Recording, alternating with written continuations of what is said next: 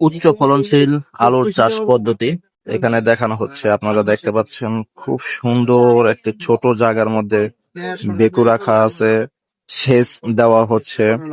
এখানে সৌরবিদ্যুৎ দেখানো হচ্ছে। এই যে কিভাবে কি করতে হয় সব সুন্দর ভাবে, যে এখানে পানি পড়তেছে, পাশেই আবার একটি ট্যাঙ্কি রাখা আছে। মানে এটা কিন্তু খুব ছোট একটা জায়গার মধ্যে এই জায়গাটা করা হয়েছে। এই যে উনি বলে দিচ্ছে কিভাবে কি করতে হয়, নিয়ম কানুন আলু চাষের বিস্তারিত সব বলে দিচ্ছেন।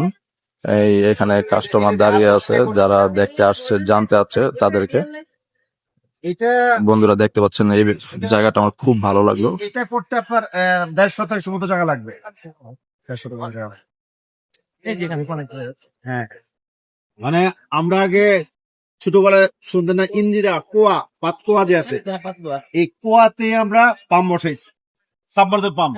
এই পাম্পটা চলে এলো সোলার প্যানেল দিয়ে, সোলার দিয়ে পরে চলবে 8-10 একর জমিতে সোলার দিয়ে সোলার দিয়ে চলবে। জি, আচ্ছা, আমরা এই সোলার দিয়ে চালানোর পরে এটা সোলার যে প্যানেলটার জন্য একটা স্ট্রাকচার লাগবে, প্যানেলটা দাঁড় করার জন্য। আমরা এই স্ট্রাকচারটা বানিয়েছি এরকম